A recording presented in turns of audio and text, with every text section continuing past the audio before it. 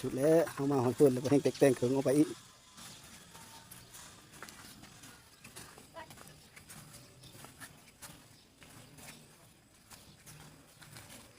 ไปแล้วทุกคนนะเสือสมิงพาลุไปเลยคุณเละฟังห้วยคุณเละคนตอนนี้ก็พาหนูหน้ามาบ้านแล้วแต่ว่ายังไม่ฮอดเลยทุกคนเล่ากับยางกำลังสองทางติดต่อมนต์ซ้อเสียงผู้ไทยโอ้ยฮันฟ้าโขฮะจะเราไปเอาบ่ไปเอาแล้วก็ขึ้นมาต้มกินอยู่นี่ข้าวเจ้าค่อยเอามาเฮอนะถุงอย่างหนึ่งเอามาต้มกินอยู่นี่ไปเอาบ่คันมีเมื่อก็ดิฉันเราค่อยเมื่อแล้วได้ยั่งอยู่บ่เงินนะเอาไปหาซื้อกินผ้าลุหิวนะหนูหน้าเมยแห้งละเยอะเขานะไปเพิ่นหนูหน้าเมื่อน้ำคอยบ่เมื่อทาก่อนบ่เพิ่นหนูหน้าเมื่อทาเจ้าอยู่เฮินเด้อไปเมื่อเลยพุกทางกันทุกคนเลยเขามายังมากำลังเนาะเฮ้ยเมื่อหักเกินหักของ เฮ้ยหนูหน้าเมื่อทาอยู่เฮินนี่ค่อยเอาเข้าเฮิมันแล้วค่อยกับเมื่อเลยฉันค่อยก็มีบ่อนปลาแล้วว่าค่อยไปเฮ้อเพ้อชะค่อยถือมาหาก้อนนี้ก็ได้เอาเมื่อละลา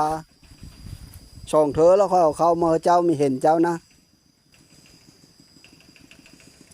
ลุกละแม่ค่อยเผาจะเมื่อไถหน้าได้คำละจักท่านมีท่านลุค่อยยึดแต่หน้าพูค่อยก็จะเมื่อเอาลุค่อยลุล่าค่อยอยู่หน้าพูคนแพงลุแพงเต้า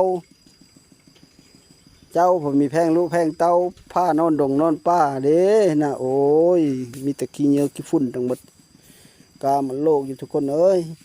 น้ำกับบริอาบเลยนะโอ้ยซ้ำเดียวกับไก่เกือกขี้เทาโคตรกระกะโลบริอาบเลยเลยน้ำนั่นเนาะเนาะนายชาตินายอื่นเด้กว่าเนี่ยนะเกือบก็ดิร่างกระดึงเลยเอาเสียเกิดมาเป็นคนน้ำมูดามชาติตำต้อยทะลุเฮกติก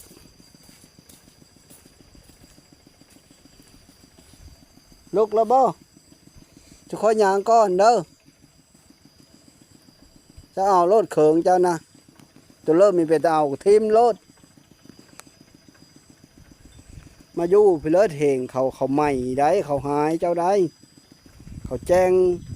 ป้องกันมาจับเจ้าได้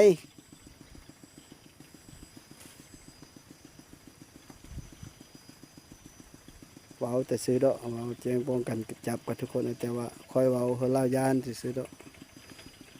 เขาก็หูจักเยอะดอกบ้านเมืองกับเพื่อก็หูจักเหมือนนั่นแหละไปได้คันเลยคณะฝนมาอีแล้วมันสิห้ำคอยนี่อันกองคอยสิเปะนี่ลูกคอยโทษน้ำละได้ละคันเมื่อได้ลูกคอยโทษน้ำแล้วรถตัดนะรถต่ำคันหน้าต่ำต่อไม้มันแบบว่าแถวซ้ายแล้วมันจะต่ำนะมันจะขึ้นคันหน้านะแต่มันละโทรมาเชื่อ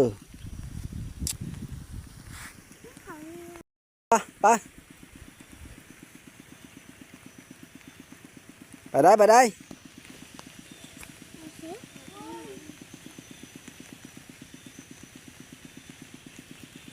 เมื่อได้มีพี่เลอะเฮอหนูหน้าถือนะ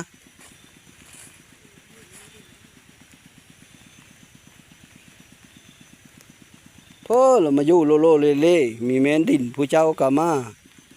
เฮ้ยมาสักยาวกว่าพวกมาเฮินเขาคนไล่มาสักที่แหละแต่ก้าวน่ะไปดอลเลอร์เดินก็เขาก็มามุงเขา เขาก็ไล่มาพี่ นี่แม่นให้แม่นหน้าผู้เจ้าเฮ้ยเนาะเขาก็มีเฮออยู่แหละ เห็นไหมจ๊ะแล้วเราไม่ได้ว่านั่นนะได้อึ่งอยู่หันได้กบอยู่หัน มื้อฝนตกนะบ่ ผมใหญ่เล เฮ็ ย ดเลิกกิน มันตายกับพี่นี่ มันตายแล้วละปิ้งกิน ปิ้งกินแล้วเนาะชุกจับเจอบ่ ก็เชื่อ ยันสุกเขียวลืมๆนะเฮาเบิ่งต้มหนุ่มไม้เสอะเพราะตะมาดนั่นล่ะ เห็นไหม แต่งเคิงแล้วทุกคนนะแต่งเคิงแล้วมืออยู่ดอกเอาพระเวทมือเขาได้มื้อนี่บ่ได้เหลิงแล้ว มือเขาก็ย้างไว้นี่ก็เพิ่มไปแล้วเปล่า เอาไปเพื่อเสมนะจ้ะยังมาหาสับหญ้าอยู่นะเอานะแม่เคิงนะ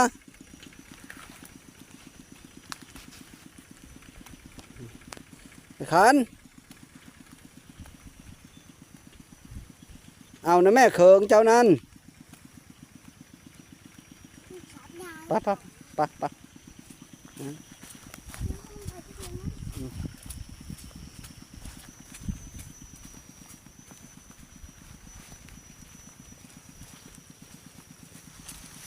เก็บมาเลยไม่อย่าจับเยอะบ่ายแล้วก็บ่ได้อย่าจับอย่าจูงเอาก็บ่ได้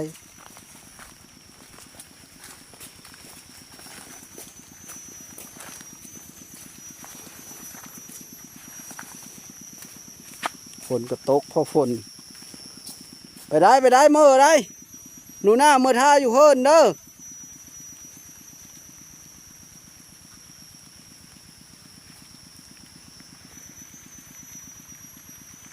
บ่เอาเลยเขิงก็ดิสมิงไหลเลยเบิ่งน้ำกันเรามาเลยทุกคนก็กระวังอยู่เราถือเสียมยางจึกๆมาเซอร์ขอกระยานอยู่ยานก็เป็นแล้วสู้ไปนี่แหละระวังเอา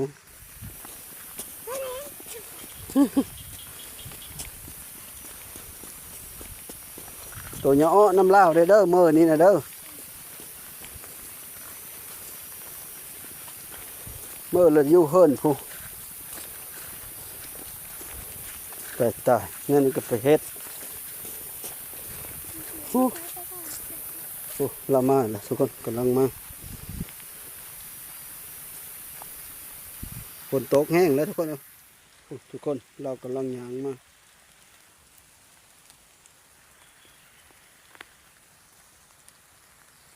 ไปเลย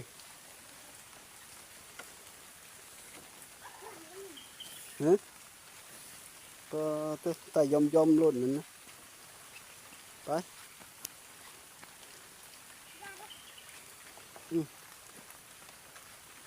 โอนเอ็นสิโอ้สูงก็สูงทุกคนเอ้ยเสียวเลยมาแล้วบ่ยานนะ จักยานโขจักยานคนทำหลังโอ้ยดูหน้าเอ้ย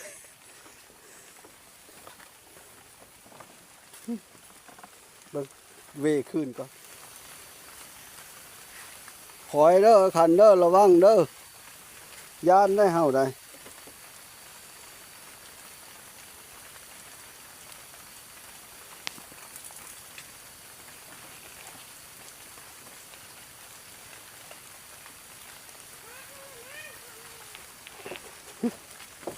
คนตอนนี้ก็พาหนูหน้ามาบ้านแล้วแต่ว่า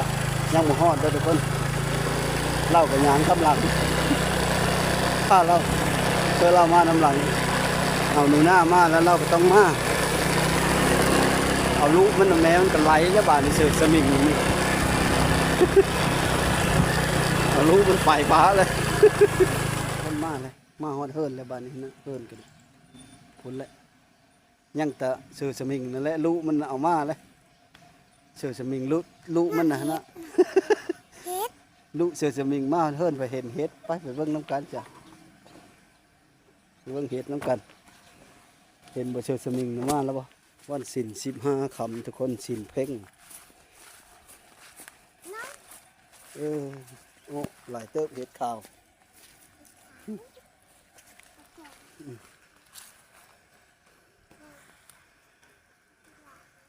กินเป็นบ่นี่อยู่เฮิรนก็ได้เห็ดนะอยู่ดงบุป้าจะทะเลมือทะเลเว้นไปอยู่ละลาเนี่ยนั้นกับบไดีหาไปเลยหาอันกินมาได้เอ็ดกินกับบ่เป็นเอาจักคำสิเว้าน้ำชุบโตแล้วหึมาแล้วบ่มาละเอาเมื่อละ เอาไปช่วยเลย เอาเมื่อแล้วบ่อันเห็ดนะ ไม่ใช่มดเลยเด้ นี่แหละทุกคนเข้าก็ดิประมาณ4 โล 5 โลนี่แหละเอาขันเข้านี่เอาข้าวเจ้านี่ข้าวเจ้าเป็นแล้วว่าหุงนะหุงกินเด้อดังไฟจะตะหลางนี่เด้อเจ้าอย่าไปดังอยู่พุ่นนะดังอยู่ตะหลางนี่ก็ได้ แล้วก็หุงชุนูน่ากินบ่ได้กินข้าวหมดมือหมดเว้นเทื่อมือแล้วทุกคนเอ้ยแล้วเพิ่นจะป่งเด้อหั่นล่ะ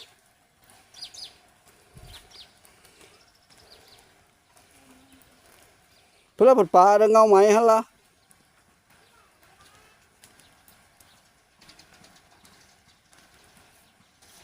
น่าไปเอาแม่ เอาเขาไปปลาเด้อเงาขามหั่น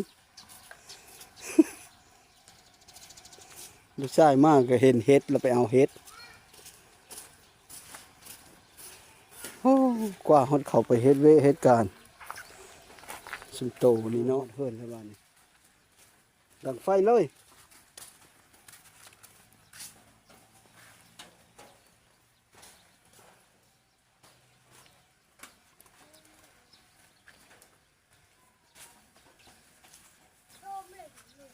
ฮะดังไฟหุงข้าวกินเด้อหน้าเด้อลูกน้ำนะบ่มันไม่ได้โทมมันไหลผ่านแต่สิตัวจะดังเสียเลยก็ดัง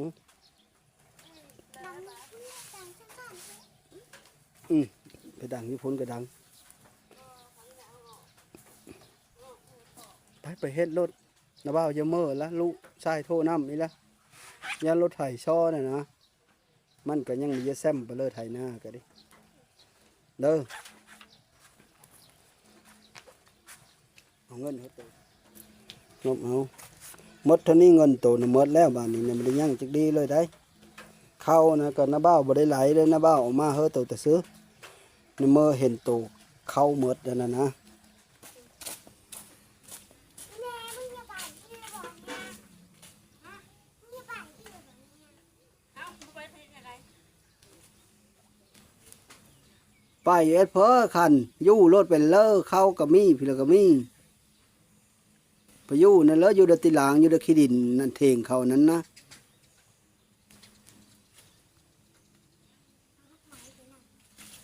ดอกไม้กับโอ้ไผ่กระเป๋าหนึ่งบาท ลาเก็บมาให้กูอีกไหม บัวเฮ้ย หาเก็บดอกไม้บูชาวันศิล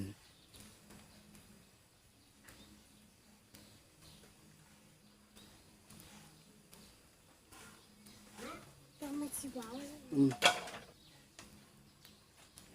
ตัวขึ้นนั่นเลยสันนี่นะผ้าเอามาแล้วก็แม่ตัวไปเยอะอีกมีเพิ่มเลยแต่ทุกคนมีเพิ่มเห็นแต่คนเคืองไปอีกบ่วานนี้นะโอ้ เอาหม้อก็เอาไปนิดก็เอาไป Ừ. มูสนุก เข้าก็เอาไปเฮ็ดก็เอาไปเพื่อก็เอาไปโอ้ยนี่สาดเลย มุกก็เอาไปทิ้งก็เอาไปกระเป๋าก็เอาไป ซ้ำมีเทงบ่ง่ายเส้นที่สุดเทงเข้าพัดบ่ได้หุ่นอยู่ที่ลางขี้ดินหั่นยังเฮามาหุ่นเอาเครื่องเอาของ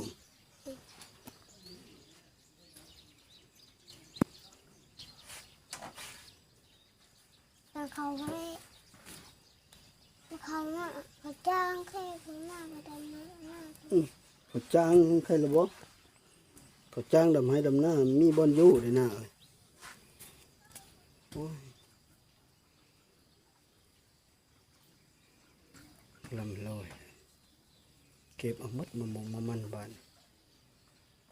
เราไม่ได้จะถอยหน้าเฮามาจักดี หมูอายทีมเลย เออ เนาแล้ว ว่าแล้วเนาก็ยังจะเอาไป หมูอายตานทีมเลยไอตานมาหานั่นเลย อืม ไอตานน่ะนานี่มันไม่ได้เห็นก็มันก็ไก่นะ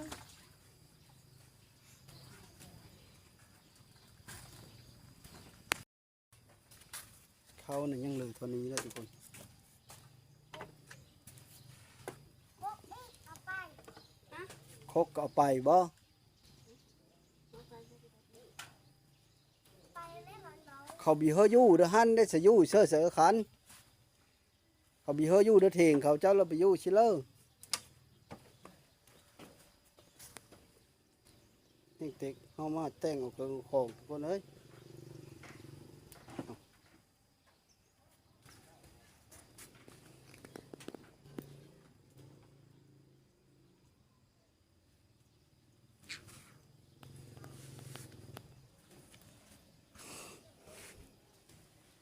บ่ได้อาบนี่นะสิพากันอ้ออีแล้วนี่นะบ่นะมันบ่จากคำสิเว้านำแล้วนักเฮาแล้วคันมีผู้เล่าไว้เงินบ้าวเฮอน่ะทำให้เจอได้เด้ออย่าเฮอมันทีได้หมดเท่านั้นเลยเงินที่ผู้ใหญ่ใจดีเพิ่นเฮอนั้นอยู่นำนาบ้าวเงินโตน่ะหมดแล้วหมดเท่านั้นแล้วยังเหลือเท่า50,000นั่นแหละหมดพื้นนาบ้าวมีทำให้เขาโตได้เดิน1-2เดินแล้วนาบ้าวเที่ยวมาซื้อเขาโตนี่ก็ได้มันก็หมดเท่านั้นแล้วนาบ้าวไหลอยู่คุกีบคูอัด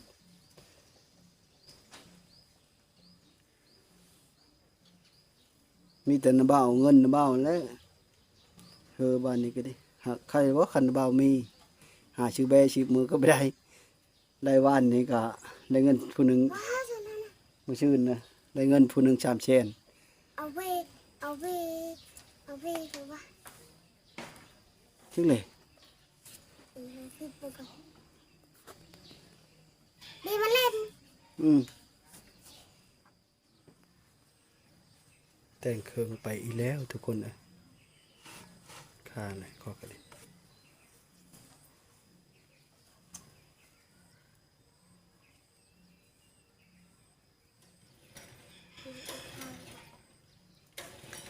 ข้าวสารมาเฮอกระหนออกไป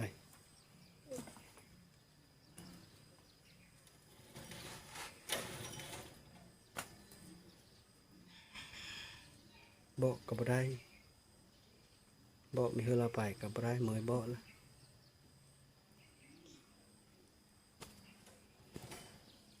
บอกนี่ไหมบอกนี่แม่มีเฮอไปนั่นนะ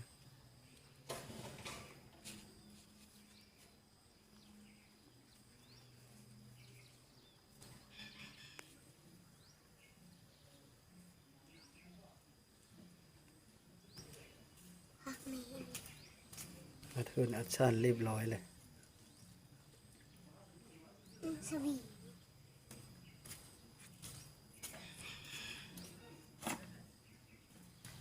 หักแล้วแบบนี้ หาบก็ดำเสียมเลยจักคำสิเว้านำแด้เฮากันนี่ มันสร้างตัวนี้มันตีกิน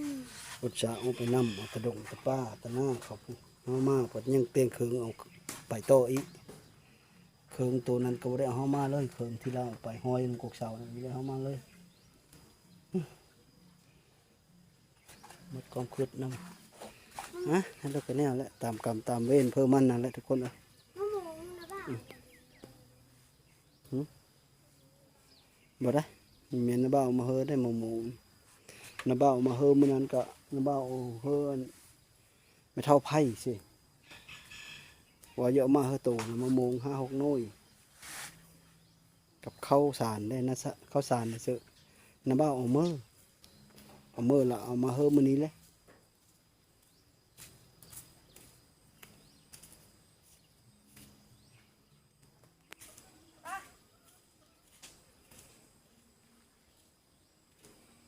คำมืดแล้วเจ้าพญาพาลูกไปเสลยขาน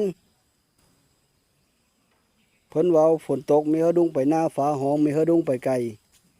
เจ้าพญาจะพาลูกไปโลโลเล่ๆอยู่เอาหูเชื่อไปเลยทุกคนเอ้ยเราไม่ได้สนใจเว้ากับบีฟังพอกับมดความเว้าความจ่านั่นละน่าเว้าน้องคนบ้าเนาะข้อกับจักน่าเว้าละอีตนตะนูหน้านี่แล้วสอนรถเอาเฮามาแล้วเยอะเอามือน้ำก็ไม่เป็น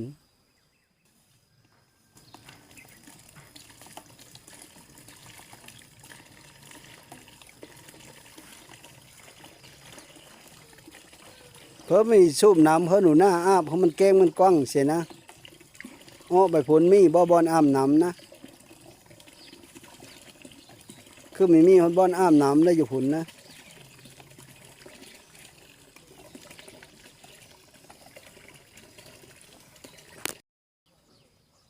อาบน้ำสิก้อนเด้อ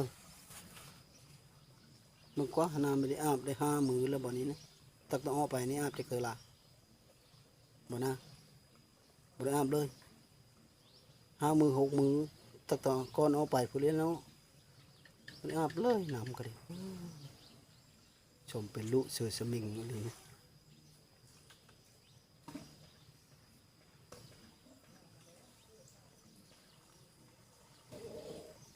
สารมาเฮิบ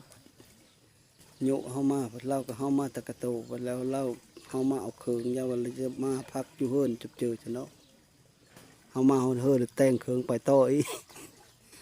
แห่งเตกเอาไปเติมอยู่อี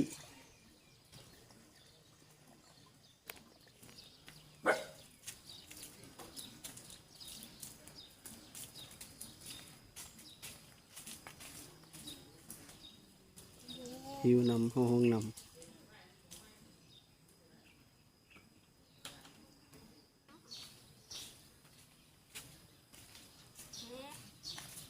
นั่นโต๊ะยัง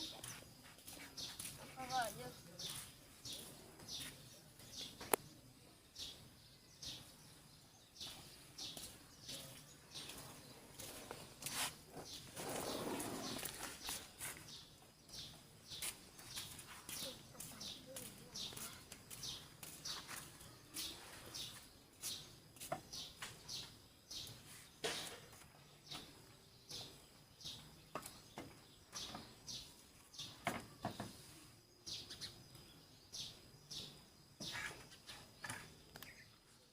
หากเคยมามัดประตูไว้ครับ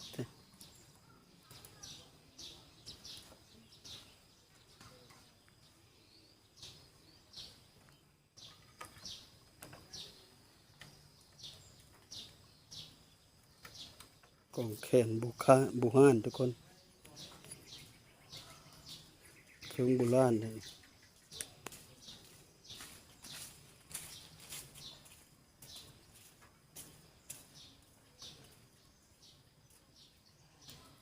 ถ้าเก้าจะเป็นเงิน แ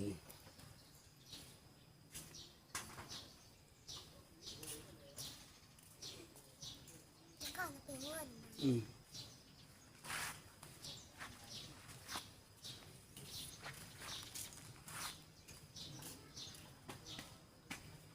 เมื่อยแล้วหนูหน้าก็ อ่ะออกไปซื้อนี่แก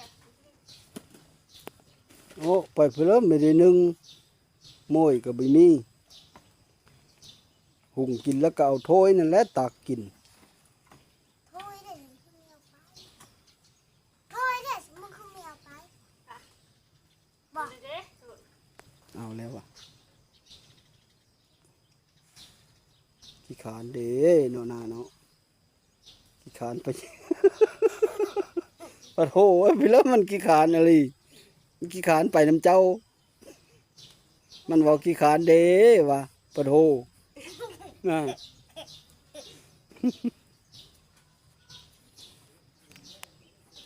ผู้เจ้าน่ะพาไปอยู่เทงเขาโลโลเลเล่มันก็ขี้ค้านเลย หน้าอกเขาโบกเขาปุกกระปี้ อืม นั่งจะหนีพักโบกันมันตายเล่นกันแล้ว ผู้ผักโบเรียบร้อยบ่ได้หันนะแล้วจึงจะไปซะจะปลูกผักบ่อยู่หันนะอยู่ในโซนนะโซนนะอยู่โซนน่ะมันตายได้เจ้าไม่ได้โหดมันนะ เดินมันละตาย จะออกไปเอ็ดเพิ่นสอยู่ดหันน่ะซะหน้าเข้าได้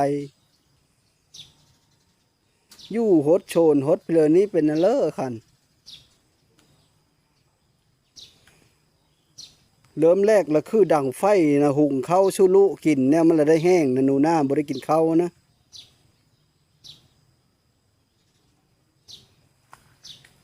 ยังคุ้มมันไปอยู่หนนะมันแห้งแต่ขี้ขานไปนะนะขี้ขาเด้ขี้ขาน อ่าแม่โหกะโหน้ำแม่หายก็ตกใจ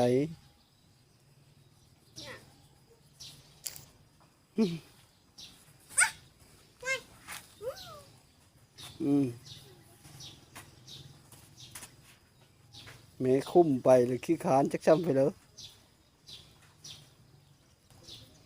ของเพื่อนี้นะนี่เลยแม่นบอกของเจ้าเออ เข้าใจ เก็บเอาด้วยขี้ดินทั้งเลยพี่เลอะนะหูจักบ่ฮะกองแหนเงินกองแหนค่ำคนแต่เก้าพุ่นละวะ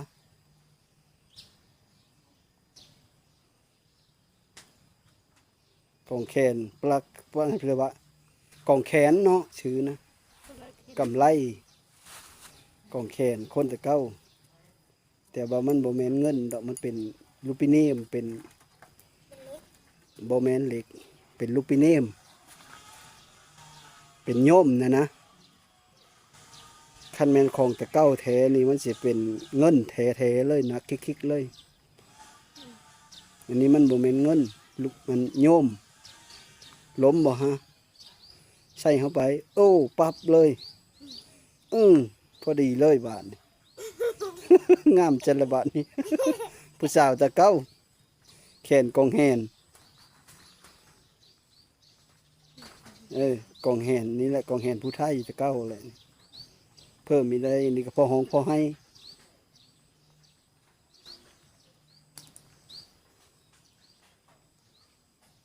มะม่วงนี่ก็เอาไปเพิ่มมันเหนาพอแห้งแล้วนะหน่วยนี้นะทิมโลดแล้วป้าละกินได้หน่วยนะ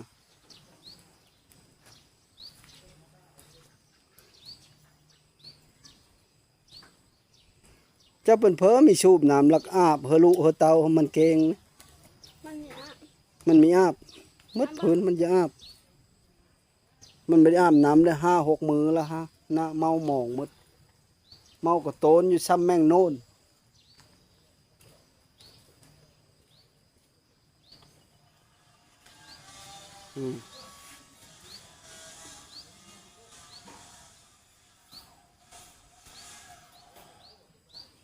ไปบนเรืออยู่บ้านช่องชิดช่องเจอ แก้วตังไม่อันเด็ก นี่ขี้ขานแห้งเลย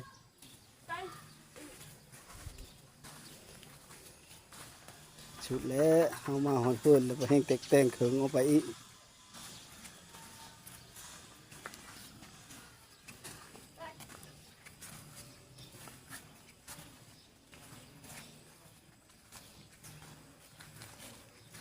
ไปแล้วทุกคนนะเสือสมิงพาลุไปเลยพุ่นละฟังโหยพุ่นละ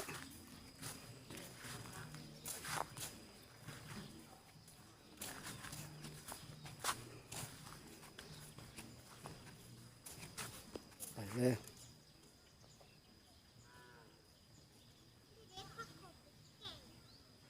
เยอะเยอะเขาเลยเห็นผักขมก็จะเด็ดผักขมไปแกง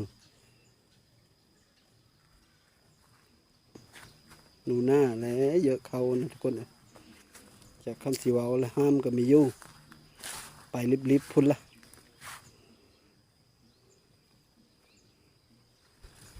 หลังจากคอยผ้าเฮามาแล้วเฮามาฮอดบ้านแล้วบ้านนี่เฮามาฮอดบ้านแล้วแต่งเขิงแต่งของไปไหมอีกข้อยก็หมดคำสิเว้าบ่จักไล่ต้านบ่จักไล่ต้านบ่จักไล่เว้าเว้านี่เลิกก็มีอยู่หนูหน้าเสมอมันจะให้มันจะไปนะให้เลิกขีดแม่ไม่ได้ข้อยก็หมดคำสิเว้าแล้วข้อยก็สิได้มื้อแล้วทุกคนตอนนี้ก็4 โมงละว่าสิมื้อท่านเนื้อไทยหน้าฮุดก็บ่ทันคำละดูใส่ลาท่าอยู่หน้าผู้ไปไทยท่าสุดท้ายก็ขอขอบอกขอบใจน้ำพ่อแม่พี่น้องที่เขามาติดตามรับส้มแนวเลิกก็คือตาเห็นนั่นแหละทุกคนเขาก็มีอยากข้ามสีวาวละขอขอบอกขอบใจหลายๆสบายดี